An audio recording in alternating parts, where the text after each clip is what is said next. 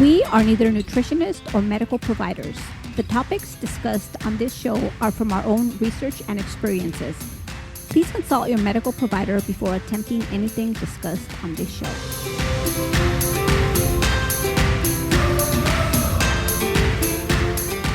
Welcome to another episode of Sjogren Strong.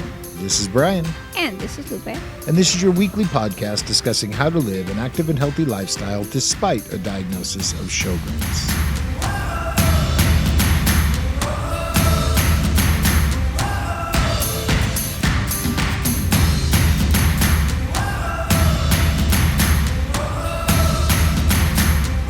We want to welcome Susan Barajas, someone we've been interacting with and have gotten to know better over the past several months.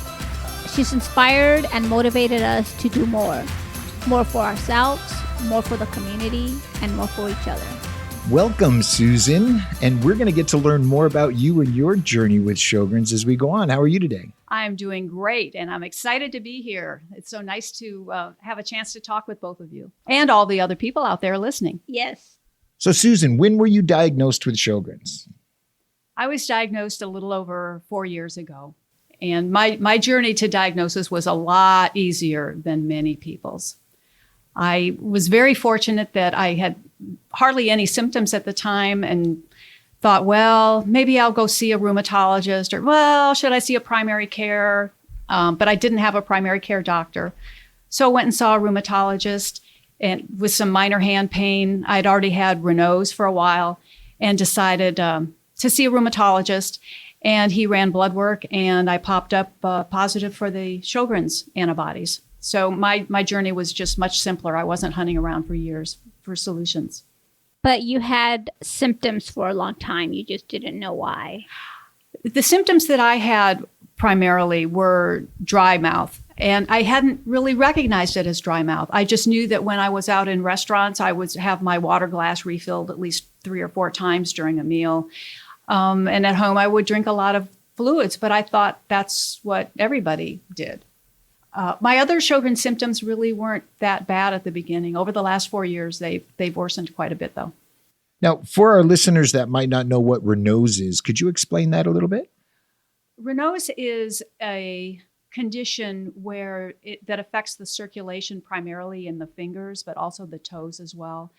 And the characteristics are where your hands turn white and then blue and then maybe red as the blood flow comes back into them. And what happens is that you're very, very sensitive to heat and cold. When I take something out of the freezer, I have a towel with me. I always drink a drink in a cushy, one of those little foam things, because the cold and the heat bothers me too much. I have a pair of gloves in my purse. Wow. Is that for when it's cold or when you grab something cold? The gloves can be when it's like, even in an air-conditioned room, and then all of a sudden my hands will start reacting to the air conditioning, and they will start going more numb than they always are a little bit numb. So is it a numbness? Is there any pain associated with it, or just numbness? Just, for me, it's numbness. My doctor thinks it's also neuropathy. So how much is neuropathy versus the Raynaud's? I'm not really sure. But I am very sensitive to the heat and cold. But I don't let it stop me. I was in Antarctica about 1.5 years ago wearing 3 pairs of gloves on my hands. So wow, it's not going to stop me. Now, did you have hand warmers inside the gloves as well? I did. Nice. Hand warmers and foot warmers in my shoes. Yes. So you are very active. I am. You've run a few marathons. Half marathons, yes. Oh, half marathons. Half marathons, 13.1. That's quite a bit. What do you do to prepare for that? At this stage of my Sjogren's life, I do have quite a bit of fatigue. So how people don't understand how I'm able to run and do races. I've done 9 half marathons in the last 4 years, and several 10Ks, which is the 6.2.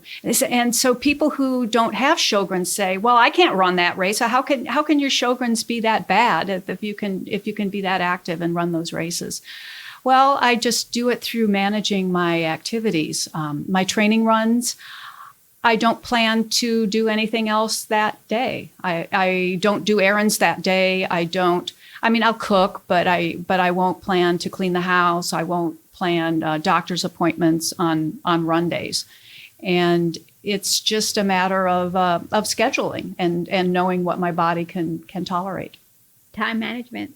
So when you're preparing for a race, how many days a week are you running and what distances are you running in preparation for, say, a 10K? Preparation for a 10K, which I did about a week and a half ago, is probably nothing unusual than my regular running routine. My regular running routine is, in fact, usually 5 miles minimum. And if I'm training for a race, maybe 6 to 8 on a training run. A combination of run walking, but primarily running. So if I'm doing a 10K 6 point, I don't have to do anything other than the routine I described, where I just plan my days. I plan my days, which is what I do anyway. I only plan one significant thing for each day. If I have a doctor's appointment, I don't plan to run errands that day. And if I do errands, I don't do anything else that day. Just the mindset, and for me, someone not having Sjogren's, is it the thrill of accomplishment? Is it the endorphins that kick when you're running that is your motivation for knowing the rest of this day I'm doing nothing or as very little as possible? One of the reasons that I run is the wristband that I'm wearing that says I am stronger than my Sjogren's. And it makes me feel very good that I'm able to do this, and that I'm able to do this accomplishment. Aside from the health aspects of being active, which of course is good and almost goes without saying. But running to me and being outside is I like to run outside is the big difference. It's a big, beautiful world out there, and being outside and running is not only for my physical health, but it's for my mental health as well. There are so many things that are not under our control with Sjogren's that I like to focus on the 3 things that are, to me, the 3 things. One is what I eat, what I control, what goes into my mouth. Another is exercise, how much exercise you get and keeping your body as healthy as it can be.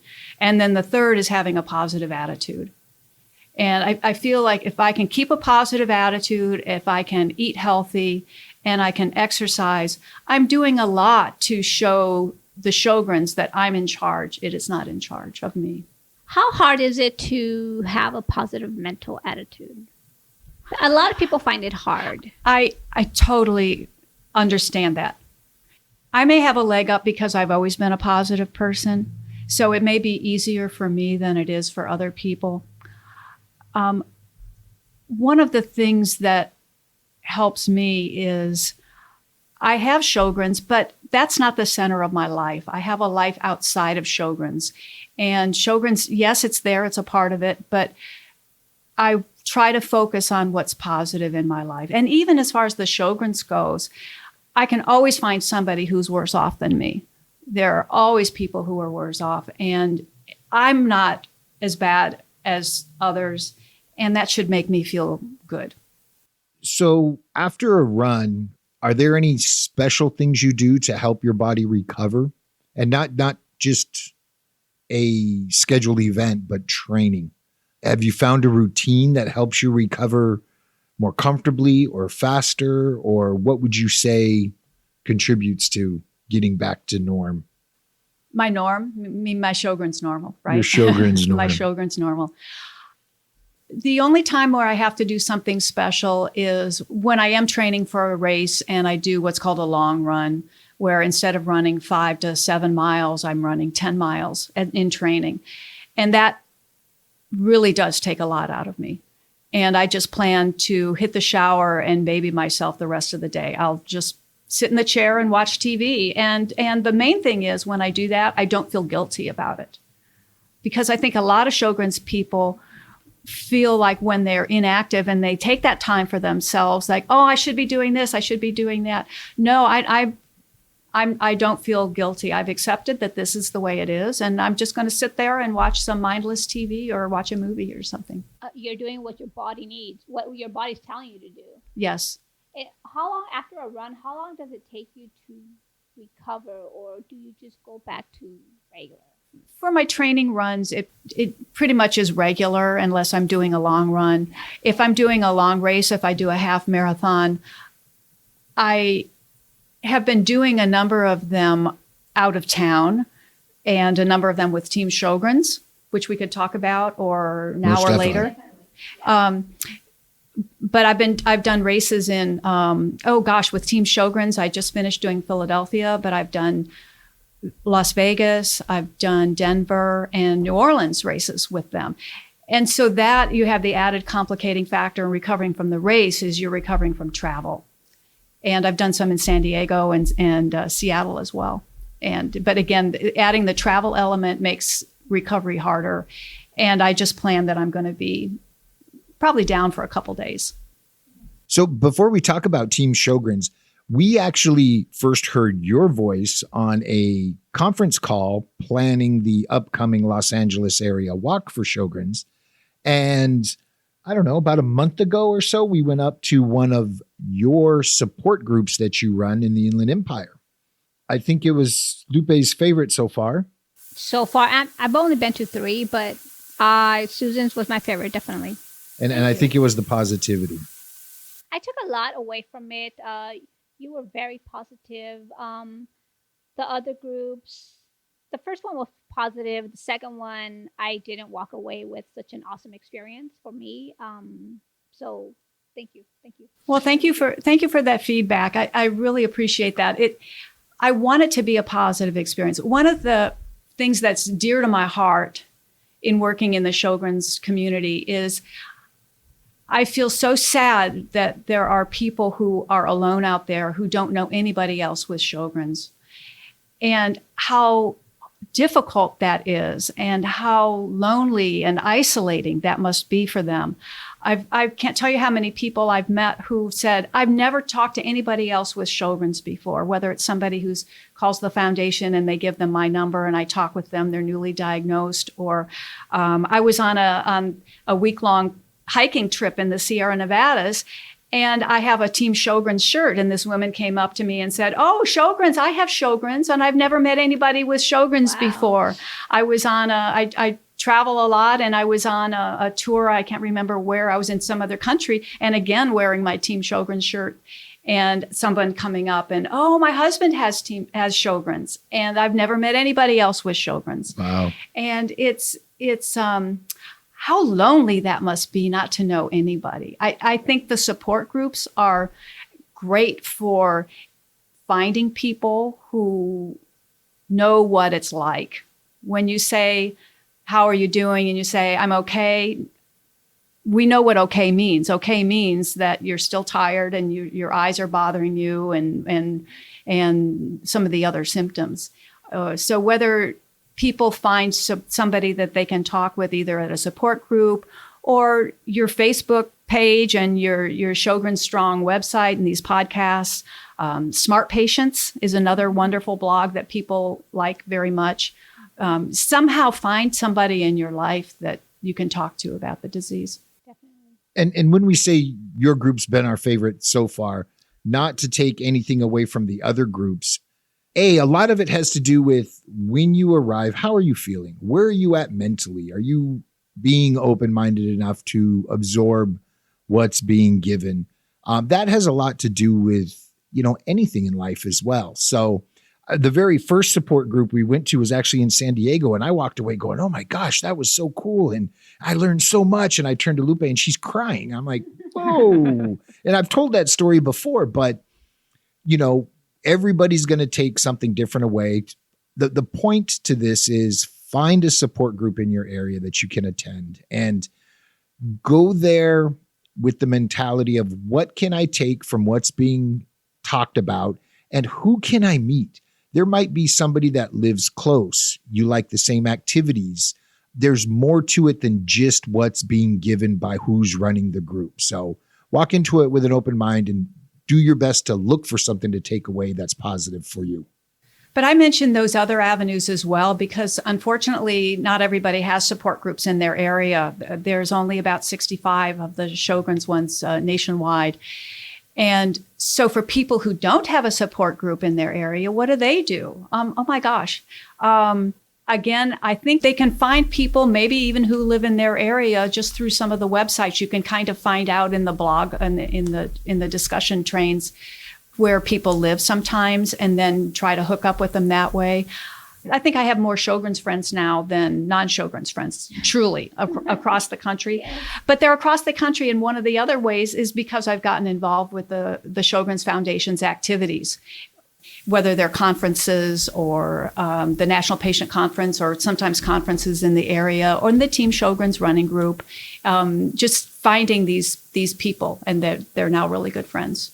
We message each other. We know we have an important doctor appointment, and so we'll message each other and say, so how'd the appointment go today? What did they say? And so we have our own support system across thousands of miles. That's awesome. So with all the travel that you do, what tips and tricks could you share with us for, say, that airplane ride across the country with the stale, filtered, dry air and being in such close proximity with other humans? That's an excellent question. I do a lot of travel. I do about 2 international trips a year, plus a number of stateside travel. If I'm home for 2 months, it's probably unusual. That's my recovery period, if I'm home for 2 months. Airplane travel is a challenge. I do have eyewear through Siena, who is they've become more involved with the Sjogren's Foundation. They're moisture chamber glasses, where they have silicone inserts around the glasses that help keep the dryness out of your eyes. That has been wonderful for me. I can now do a 10-hour international plane ride and not even use eye drops. It's just amazing. Wow. So that's moisture chamber glasses. I have always, of course, carry my water bottle with me. I'm on a couple immunosuppressant drugs, and my white blood count and all is very low. I'm very susceptible to infections. So I do wear masks in airports and on the airplanes. And the advantage of that is people avoid you. Here, I'm trying to avoid their germs, but they tend to, when you're sitting there in those benches in the waiting rooms at the gate, they won't sit next to you because you have a mask on your face. It's kind of funny. I'm going to start trying that. Yeah, that's good. It's like if somebody sneezes around me, or yes. I don't want anything to do with that kid, because one time we went to Best Buy, and the cashier, she sneezed, and I said to Brian, I'm going to get sick. I know it. Sure enough, the following day I was down with the flu. So I try to stay away from sick people. So that's good. The mask. And at first it's awkward wearing it, but my health is more important to me than that. And now when you have a mask on, you are much more aware of those people sneezing around you than you were before. And I wash my hands, I just do that all the time. Sometimes I'll take wipes and I'll wipe down the tray table at my seat. But I just, I've, knock on wood, fortunately, I haven't been getting sick. So, and even going to foreign countries and all, I just haven't had anything other than maybe some minor intestinal, like all travelers get sometimes. Oh, yeah. So let's dive into your involvement with the foundation. Besides running a support group in the Inland Empire, being on the planning committee for the upcoming LA area walk. I'm actually the chairperson for the walk. Oh, you didn't realize that? Wow, we have our boss in the room with us. Now we really need to mind our P's and Q's. I'm thankful for all your support. Talk to us about how you got involved. What was your motivating factors for getting as involved as you are? And what is the biggest thing you've taken away from what the foundation's doing for all of us? Full disclosure, also, I'm on the board of directors for the foundation as well. And so I am very involved. So I am a little partial to the good work that the foundation does, which it does so much. When I was diagnosed, like everybody, you're overwhelmed at first. And you say, what is this disease I can't even pronounce? And then you start reading about it. And I think the first reaction is you're very scared because you read all these terrible things. And then every little ache and pain you now think is, I have this lung disease now. And maybe it's hitting my lungs, or it's so hard. So after being diagnosed, I just tried to find out as much as I could about the disease. And I don't know how I initially found the Sjogren's Foundation online. Obviously, it must have been. But about 9 months after I was diagnosed, they had a national patient conference, which they hold these every year in April, usually the beginning of April, which is April is Sjogren's Awareness Month. And I went to the national patient conference, and that year it was in Seattle. And I was blown away.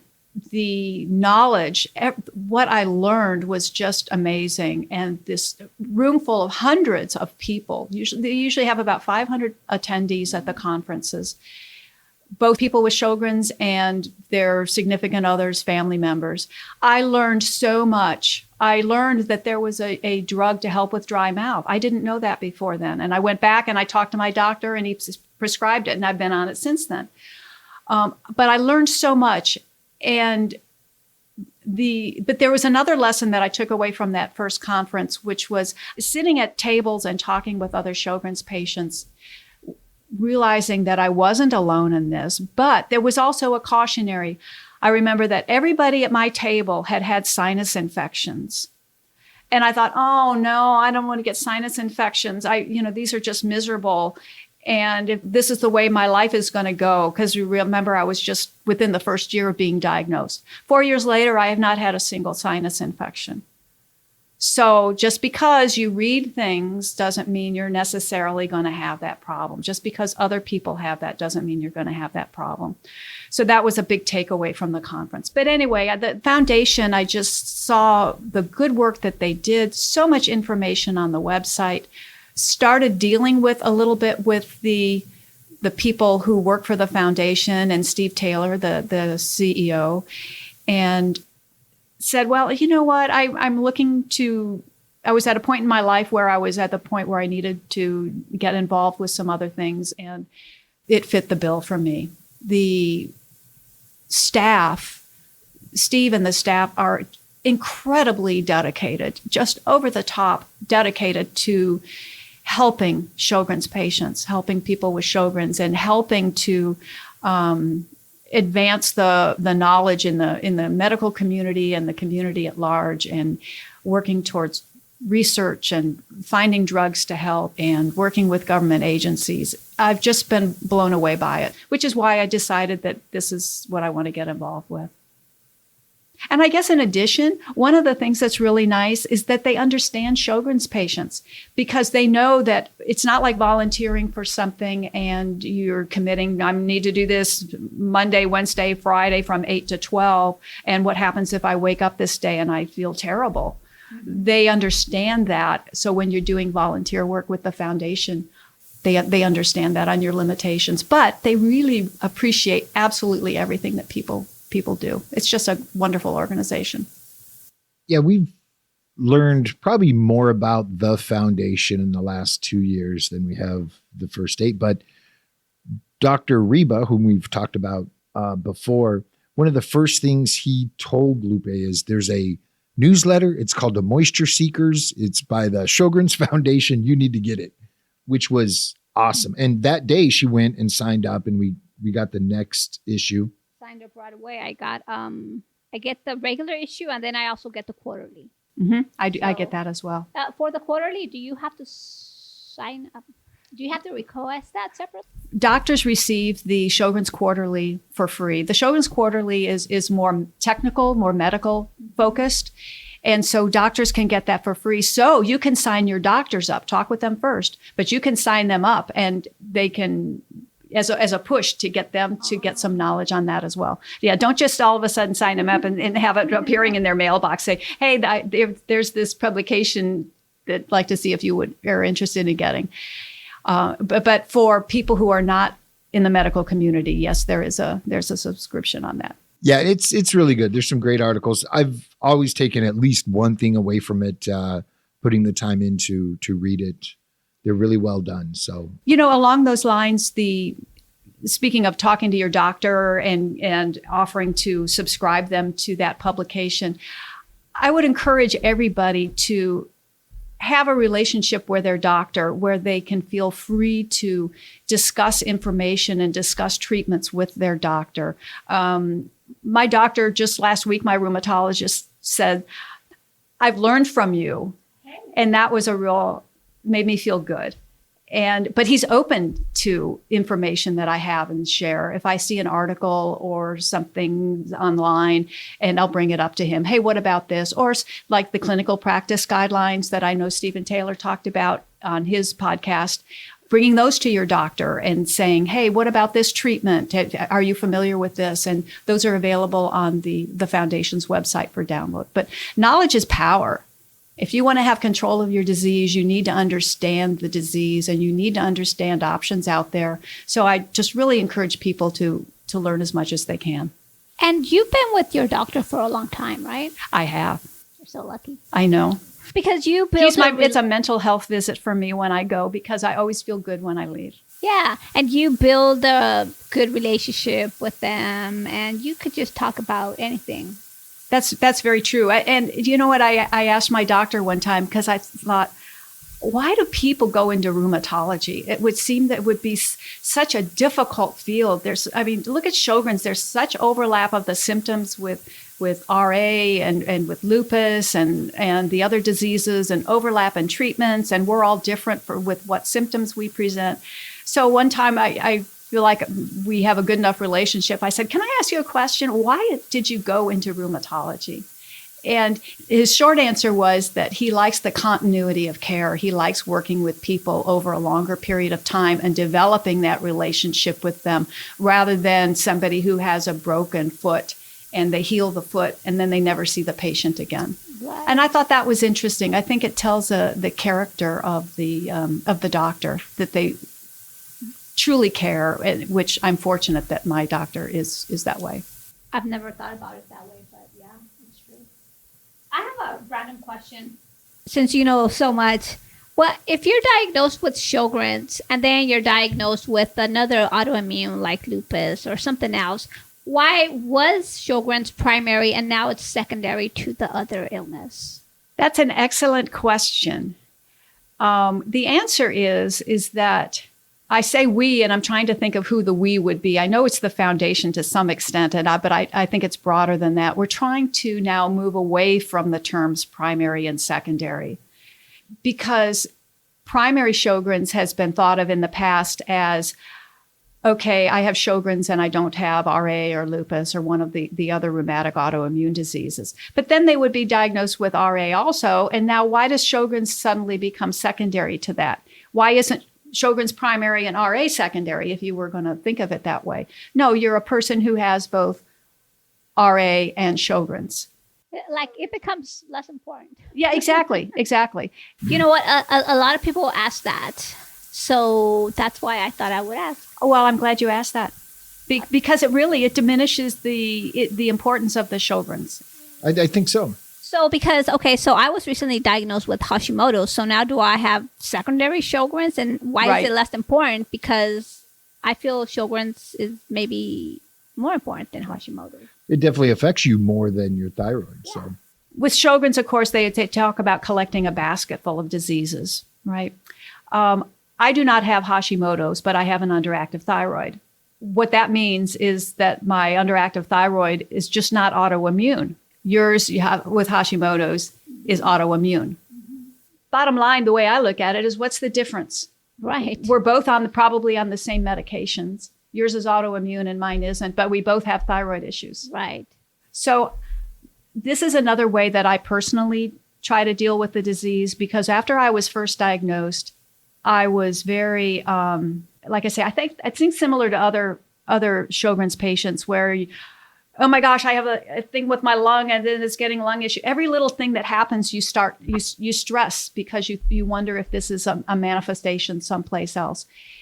And I remember I would think, oh, am I getting lupus? And at one point, I thought I was getting scleroderma. I mean, and my rheumatologist, the wonderful man that he is, grabbed the skin on my hand and pulled it and said, "I couldn't do this on your hand if you had scleroderma." I said, "Okay, I'll put that fear to rest." But I reached a point where it was just an acceptance of what I have and not getting as hung up on the names on it. Do I have lupus also? Well, maybe some of the characteristics of my disease are characteristics of lupus also. But I'm not going to worry about whether I'm getting lupus or not, because they run blood tests on me enough to see if it were lupus, well, it might more likely affect my kidneys. Well, they're running blood tests on me every couple of months anyway, and they can see if there's any problem with the kidneys. So I've told myself, don't get hung up on whether you have lupus or not. Right. Where that becomes important is if you're part of clinical trials and they want to know and they're trying to test for certain diseases. That's my own way of acceptance. Maybe other people do differently, and mine is not necessarily the right way. But that has helped me come to grips with not being as stressed out about what I have and the names of all the diagnoses that I have. Doesn't mean that I don't stress out when I get a new symptom. I still do that. I still do that. But I'm less hung up on, I have this and this and this and this and this. Right. Sometimes I find myself asking Brian, I wonder if I'm going to develop lupus in the future, because a lot of people with Sjogren's have it too. But then I think, well, I can't think like that. I can't let it consume me like that. So I'll just take it one day at a time. I totally agree. And that to me is what's under your control and what's out of your control, right? If it turns out that you get a diagnosis of lupus, well, then you'll deal with it then, right? Right. I'm just like you. What can I control right now? I can control what I put into my body, and that's all I can do, really. And how many blankets you use when you're napping. How many blankets? Yes. Before I thank you for being here, I really want to encourage everybody to jump on the group and pay attention to what Susan is doing. She is on our Facebook page and in the Facebook group, but she is truly an inspiration and motivation that even though with Sjogren's, she's out there running. She's motivated several conversations between Lupe and myself that we need to do that. We can do that. And I think it's encouraging to let people know with Sjogren's that don't think they could attempt, say, a 10K, that you can attempt it. You don't have to run it all. Get out there, give it a try, and do your best. And that's all we can do any given day is our best. And maybe the second or third 10K run you can finish. You can finish with more running. The point is to get up and move and give it a shot. And we really thank you for that inspiration and that motivation. Well, thank you. Thank you. And I guess along those lines, one other thought is I would want everybody to focus on what you can do, not on what you can't do. And you may not be able to do the same things. Well, maybe you never did a 10K and this would be new for you, but even in your everyday life, you may not be able to do the same things that you were able to do before. But that doesn't mean you still can't do all kinds of great things and fun things and things that you want to do. Maybe you've had to adapt your life a little bit. When I travel, I used to go on 3-week trips. I can't go on 3-week trips anymore. I have to be no more than 2 weeks because as it is, I'll be down for a week when I'm home. But okay, well, I can't do 3 weeks, but I can still travel. So focus on what you can do and not on what you can't do. Susan, is there anything, final words, anything you want to leave with the listeners? I think that everybody is unique. We're all unique in our personalities. We're unique in our views of the world and our values. But we're also unique as to how Sjogren's affects us. What may be really bothersome to me may not be a problem for you at all. You may have a problem with fatigue, and I don't, which isn't true. But but the disease affects everybody differently. Treatments affect people differently. What works for one person doesn't work for another person. So, and as I mentioned with the sinus problems, it it doesn't mean you're going to get everything that you read about with the disease. But also, I think it's important when you're in online groups and you're reading the comments from people and you're on blogs, take it with a grain of salt, some of the things that you read. It may be something that has worked for somebody and it may not work for you. There are no magic answers. There's no magic pills with this disease. You just have to find out what works for you. I will say again that the Sjogren's Foundation website is a credible source as far as they do not have information on their site if they don't know that there's some basis in it. So take it with a grain of salt. Thank you very much for having me here today. It's been a real pleasure. And I want to thank both of you sincerely for all that you're doing to help this Sjogren's community and to help people not feel alone out there, to feel like there's a place where they can go to and talk to people who have the disease. And you sharing your experiences is very helpful to all of them, I know. Thank you. We appreciate you saying that, Susan. So we will see you next month at the LA Area Walk Sjogren's on the 19th. And we will also be attending your meeting in November. Thank you. It will be great to see you there, and anybody else who's local to the LA or San Diego or wherever, if you want to come and join us for the LA Walk, that would be wonderful. We're going to have, Stephen Taylor, the head of the foundation, will be there, but we're going to have some doctors there who will be available to answer your questions. We're going to have music. The walk itself is largely ceremonial, so if you can't walk, that's fine.